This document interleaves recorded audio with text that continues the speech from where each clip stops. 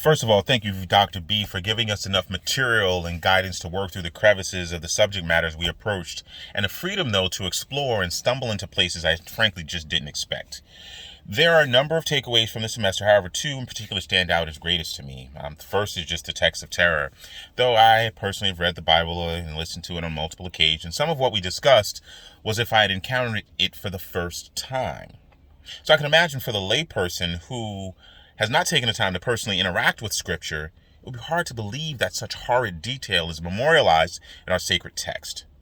What it reverberates to me, a quote-unquote learned person, is that we have a multifaceted God who did not just create, give us Jesus, and save us from damnation, but he sees us in our triumphs and our successes, but also our defeats and failures, such as what he did with Hagar and Ishmael, the rape of the Levite concubine, Israel being compared to the unfaithful wife.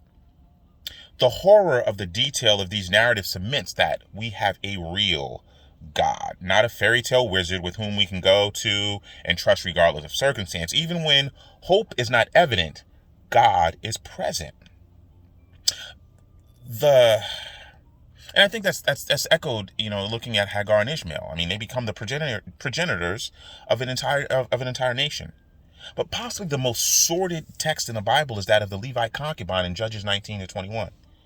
It is hard to find faith, hope, or love. The triumvirate of the sermons that we hear from pulpits generally lean back to one of those three. It's hard to find those in this text. Through the text of terror, though, we are required to dig into who we are in relation to God and who God is in relation to us and who we are in relationship to one another. What we find is that the words faith, hope, and love are simple to state and comforting to express, but they have texture and require effort and engagement to mature. Now, the other major takeaway for me is reflecting on Scripture through the eyes of a womanist. Spotlighting the fact that we focus on men, the use of masculine pronouns, and matriarchy diminishes the benefits we can reap from biblical interactions.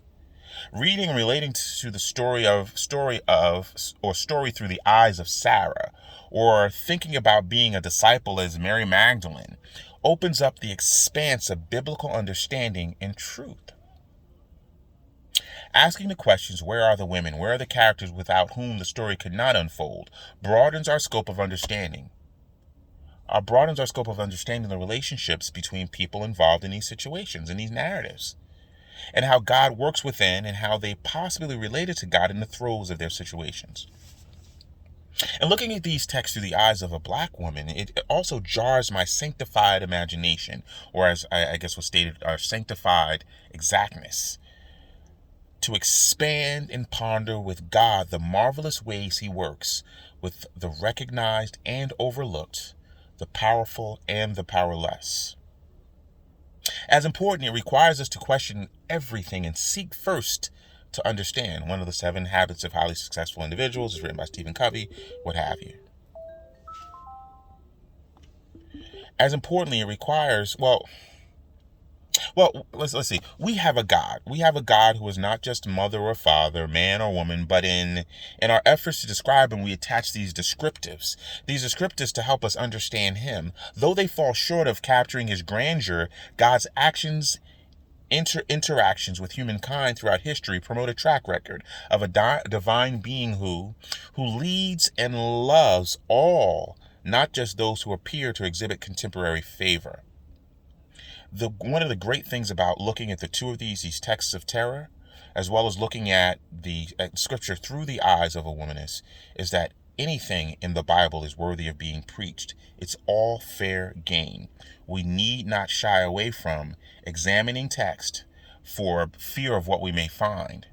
We as preachers, pastors, as going forth and spreading the gospel, are challenged to look at it, turn it upside down, flip it on its head, dig into it deeply, and be intimate with the text so that we can do with it all that we're supposed to do.